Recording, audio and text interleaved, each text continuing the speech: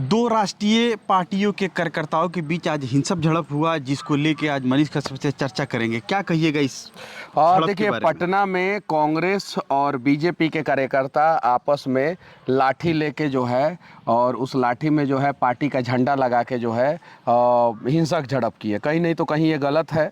और ये हिंसक झड़प का जो कारण है वो दरभंगा में ऐसा सुनने में आ रहा है कि कांग्रेस का कोई कार्यकर्ता या आरजेडी का कोई कार्यकर्ता जो है वो मोदी जी को गाली दे दिया है। अब किस पार्टी का कार्यकर्ता है उसका जस्टिफिकेशन जो है अभी तक 100% नहीं हो पाया है।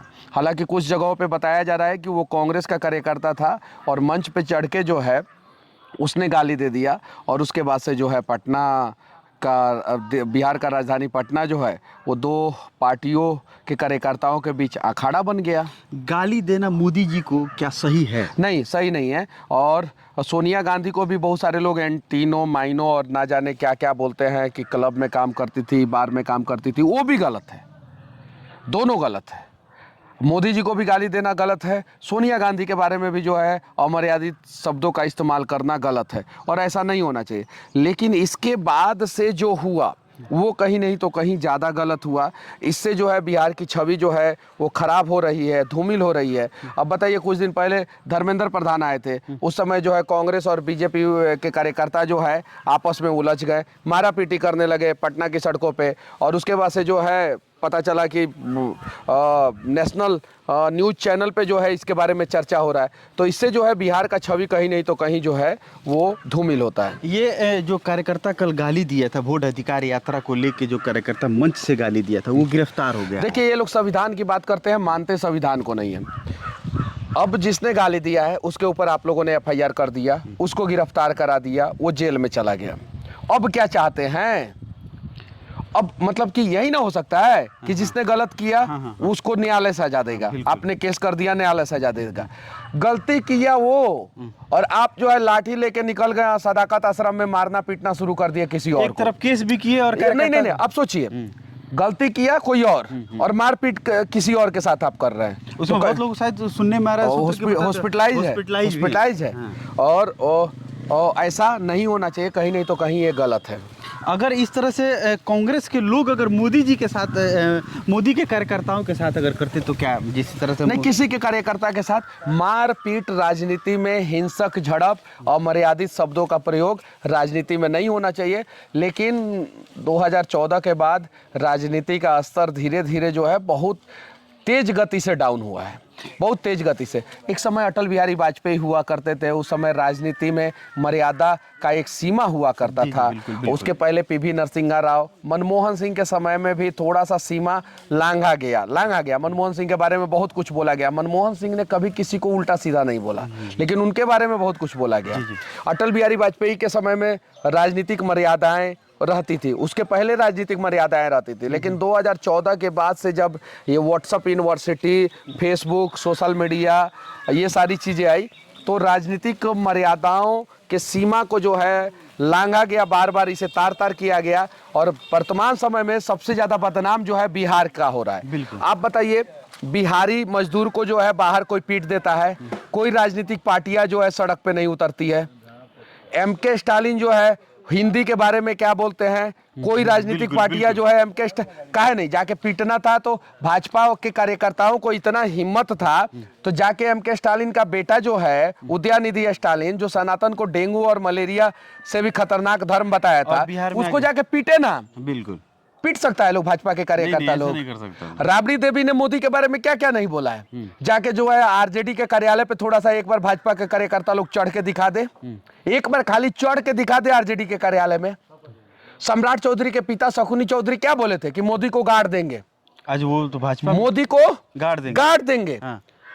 इतना गंदा शब्द बोले थे सम्राट चौधरी के पिता।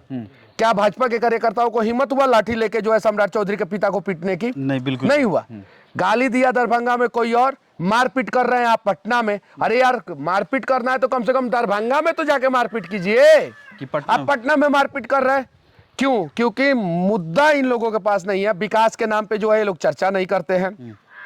बिहार में जो है स्वास्थ्य व्यवस्था पे चर्चा नहीं करते हैं, शिक्षा पे चर्चा नहीं करते हैं, पलायन पे चर्चा नहीं करते हैं। इसलिए 1990 से लेकर 2005 तक जो राजद करता था, बात बात में जो है गांधी मैदान में तेल पियावन लाठी भजावन रैली करता था, वैसे ही भारतीय जनता पार्टी जो है अब जो है वैसा काम करवाना चाहती है अपने कार्यकर्ताओं से कि ये लो लाठी ऊपर झंडा लगा लो और जाके सदाकत आश्रम में जाके मारपीट करो। ये गलत है और ऐसा नहीं होना चाहिए। मान लीजिए कि सदाकत आश्रम में जो है उस समय जो है कांग्रेसी कमजोर है, बिहार में, पूरे बिहार में कांग्रेसी कमजोर है, जाके आप उसके कार्यालय पे चढ़ के मारपीट कर दिए। काहे नहीं एम के स्टालिन के कार्यालय पे चढ़ के मारपीट किए? काहे नहीं किए? काहे नहीं आपने जो है तेलंगाना में जो है रेवंत रेड्डी के खिलाफ आपने कुछ किया? रेवंत रेड्डी बोला था ना कि Telangana DNA is far better than Bihari DNA. जी जी। इससे घटिया वर्ड बिहार के लिए कुछ हो सकता है क्या? नहीं। और उस समय भारतीय जनता पार्टी के कार्यकर्ताओं को जाना चाहिए, रेवंत रेड्डी को पकड़ के पीटना चाहिए। वही रेवंत रेड्डी बिहार में आके हाथ हिला के चला गया, उसका कोई विरोध नहीं। तो ये लोग जो है मुद्दा से जो है लोगों को भटकाना चाहते हैं, इसलिए ऐसा कर रहे हैं। दो चीजें, और और इन लोगों को डर है जनसुराज से। किससे? जनसुराज से। जनसुराज से कैसे?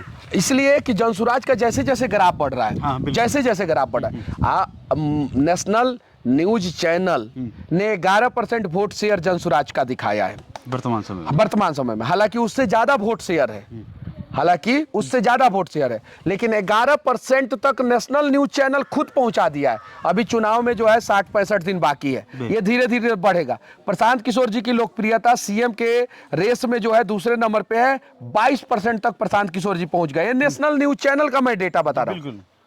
जनसुराज को जो है वर्तमान समय में 28 से 29% वोट अभी तक हो चुका है जनसुराज का। अभी चुनाव हो तो 28 से 29% वोट मिलेगा। और ये 60 दिन में जो है धीरे धीरे ग्राफ बढ़ेगा और हम लोगों का टारगेट है किसी भी हाल में 40% वोट शेयर का, किसी भी हाल में। और ये प्रशांत किशोर जी भी बोल चुके हैं 40% वोट शेयर का टारगेट है। नेशनल न्यूज चैनल 11%, 12%, 13% दिखा रहा है और हम लोगों का टारगेट है 40%। हम लोगों को अगर 35% भी वोट शेयर आता है तो हम लोग सरकार बना लेंगे।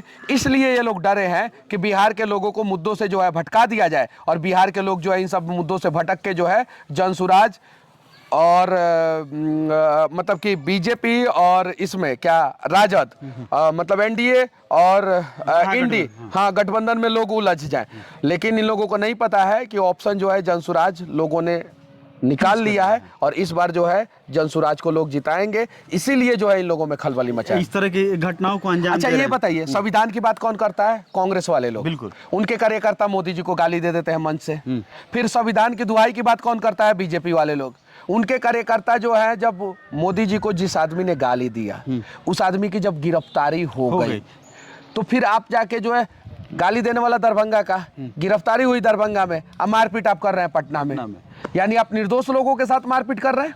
तो कहीं ना कहीं जो कांग्रेस, अच्छा नहीं, ये अच्छा यही लोग जो है वो तो मंच जो है कांग्रेस का भी था, हाँ, और राजद का भी था, महागठबंधन का भी था, सारे लोग थे। तो कांग्रेस के कार्यालय पे काहे लग चढ़े ये लोग? ये लोग राजद के भी कार्यालय पे चढ़ना चाहिए था। क्यों नहीं गए बताइए? लाठी से सोट देता सब। राजद के कार्यकर्ता, हाँ, नहीं चढ़े इसीलिए कांग्रेस पे चढ़े, काहे कि कांग्रेस बिहार में कमजोर है। इसीलिए सच्चाई है। वर्तमान समय में ओछी, क्योंकि ये लोग जो है लाठी में जितना तेल लगाए हैं ना उससे ज्यादा वो सब लाठी में तेल लगाए हैं। और ये लोग चाहते हैं कि लाठी के सहारे बिहार को चलाने के लिए, दोनों राजद वाले भी लाठी के सहारे चलाना चाहते हैं, नीतीश कुमार भी लाठी के सहारे।